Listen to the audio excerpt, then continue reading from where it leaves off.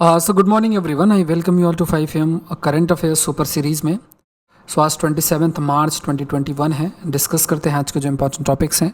This session is presented by me. My name is Saurabh Pandey. अगर आप IAS exam की तैयारी कर रहे हैं अनअकैडमी से जुड़ सकते हैं.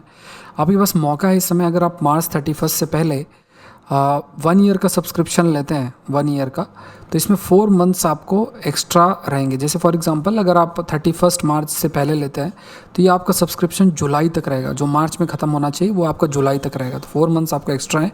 अगर आगे प्रीलिम्स आपका एक्सटेंड होता है तो उसमें भी वो फर्दर आपका कंटिन्यू रहेगा. तो इसमें आपको क्या मिलेगा? इसमें आपको जैसे मेरे कोर्सेस हैं, जैसे अपकमिंग कोर्स है 15 अप्रैल से जीएस सीरीज़ का, करंट अफेयर्स पूरे साल, उसके बाद सारे जितने भी कोर्सेस हैं टॉप एजुकेटर्स के, बैच कोर्सेस हैं, हर चीज़ आप एक्सेस कर सकते हैं. ऑप्शनल का कॉम्बिनेशन अगर आप लेंगे तो उसमें भी आपको ये सेम ऑफ़र है. तो इसको आप कर सकते हैं. Use the code SPLIVE. Code इस्तेमाल करेंगे SPLIVE, amount will reduce by 10%. Unacademy में आपको जाना, unacademy.com, UPSC CSC सेलेक्ट करना है. जैसे अगर आप अनअकैडमी में जाएंगे you have to select UPSC CSC और उसके बाद आप ज्वाइन कर सकते हैं. आइकॉनिक सब्सक्रिप्शन भी आप ले सकते हैं. आपके पास मौका है India's biggest free scholarship test का हिस्सा बनने के लिए. 60 क्वेश्चन 60 मिनट में आपको ये आपका टारगेट है. मतलब एक ऑल इंडिया कॉम्पिटिटिव ये एक एग्ज़ाम होता है जिसमें आपके पास मौका है. अगर आप टॉप रैंक लेकर आते हैं तो स्कॉलरशिप आपको मिलेगी. Use the code SPLIV. ये फ्री है. यूज़ द कोड SPLIV और आप इसका हिस्सा बन सकते हैं. शुरू करते हैं. पहला जो स्टेटमेंट है, consider the following statement about Andhra Pradesh. Telugu speaking area of Andhra Pradesh was carved out of Madras state on 1st October 1953 with Visakhapatnam as its capital city. Visakhapatnam is the executive capital while Amravati and Kurnool serve as the legislative judicial capital respectively. Correct आपसे पूछा. तो यहाँ पे अगर देखोगे ये paper में publish हुआ है CM Jagan to inaugurate Kurnool on Thursday. तो यहाँ पे अगर देखा जाए जो पहला स्टेटमेंट है कि Telugu speaking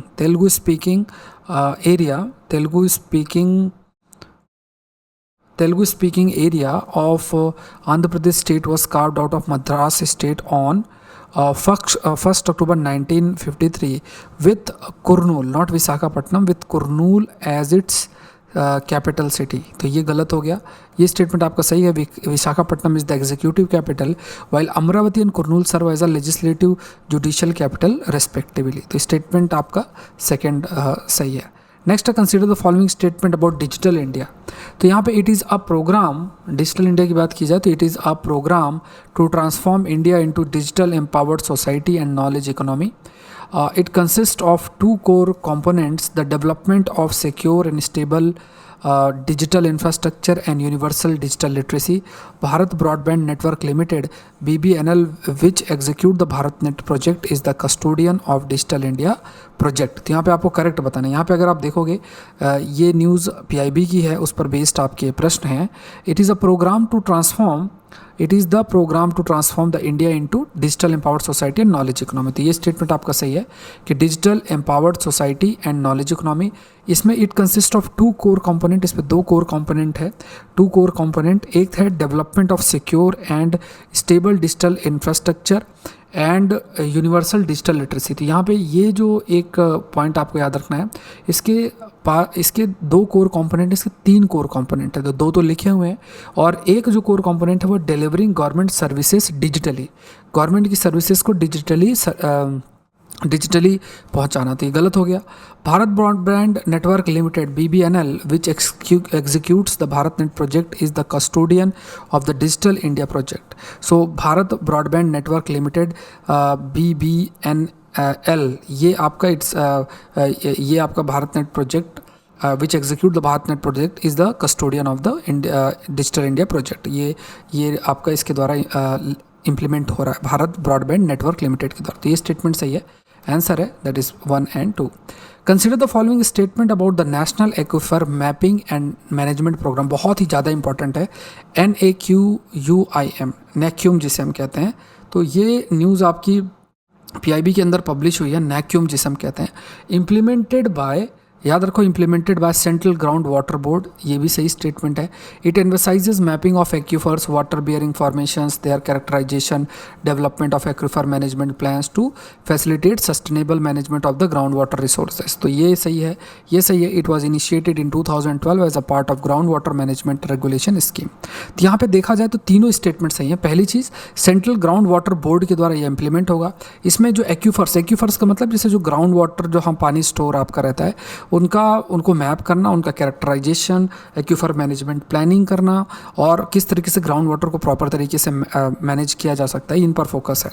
it was initiated in 2012 में इनिशिएट किया गया था as a part of ground water management and regulation scheme, as a part of ground water management and regulation scheme. तो यहाँ पे तीनों स्टेटमेंट सही हैं। आंसर है 1, 2 एंड 3। तो एक इन्फॉर्मेशन है जो आप बार बार पूछ रहे थे, तो जीईएस सीरीज़ आपकी लॉन्च हो चुकी है, अप्रैल 15 से ये शुरू हो रही है, ज्योग्राफी एनवायरनमेंट साइंस। तो अगर आप प्रीलिम्स 21 की तैयारी कर रहे हो तो इसको आपको ज़रूर से करना है।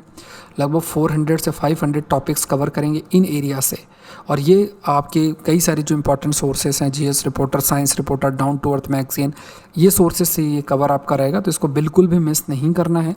इस सीरीज़ को अनअकैडमी में स्टार्ट हो रही है अप्रैल 15 को, और वीक में 2 क्लासेस आपकी इसकी होंगी। Next, consider the following statements about the objectives of the midday meal scheme: improving the nutritional status of the children in class 1 to 12, encouraging poor children belonging to disadvantaged sections to attend the school more regularly and help them concentrate on the classroom activities, providing nutritional support to children of elementary stage in drought affected area during summer vacation। तो यहाँ पे आपको correct statement बताना है। यहाँ पे अगर पहला स्टेटमेंट देखें, improving the nutritional status of children in class 1 to 12, तो यहाँ पे जो आपका फोकस है यहाँ पे जो आपसे करेक्ट स्टेटमेंट पूछा गया है, तो यहाँ पे खास तौर से जो न्यूट्रिशनल स्टेटस इंप्रूव करने की बात की गई है। Provide package of 6 services including to children in the age group 0 to 6 years तक के, तो और यहाँ पे क्लास 1 to 8 तक की है, ये आपको याद रखना है। तो ये स्टेटमेंट आपका गलत हो गया। Encouraging poor children belonging to, जो डिसएडवांस सेक्शन से बिलोंग करते हैं, attend school more regularly and help them concentrate on this classroom activities में वो पूरे तरीके से कंसंट्रेट कर सकें, और उनको न्यूट्रिशनल सपोर्ट प्रोवाइड करना चिल्ड्रंस को of elementary stage in drought affected area, summer vacation के टाइम पे जो ड्रॉट अफेक्टेड एरिया उनको न्यूट्रिशनल सपोर्ट प्रोवाइड किया। तो ये आपका क्या है, मिड डे मील स्कीम। तो यहाँ पे आपको ये जो पॉइंट याद रखना है, 1st से 8th तक, ठीक है, 1st से 8th तक आपको ध्यान में रखना है। आंसर है that is D, 2 and 3। Next, consider the following statement about global gender gap index report.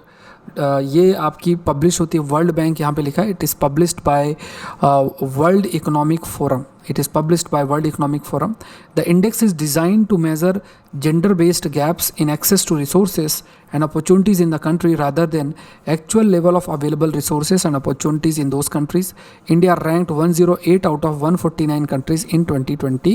तो यहाँ पे आपको करेक्ट बताना। तो यहाँ पे published by world economic forum, index जो है it is design to measure gender based gaps in the access. यहाँ पे अगर इस इंडेक्स की बात की जाए तो जो जेंडर बेस्ड गैप एग्जिस्ट करता है, जैसे global gender gap index report ही इसका नाम है, तो जैसे मेल और फीमेल की जो रिसोर्स एक्सेसिबिलिटी है कंट्रीज़ में वो कैसे एग्जिस्ट करती है, उन चीज़ों को देखना, अलग अलग कंट्रीज़ में क्या कितने रिस्ट्रिक्शंस हैं, उन चीज़ों को अलग अलग इंडिकेटर्स के थ्रू जज करना।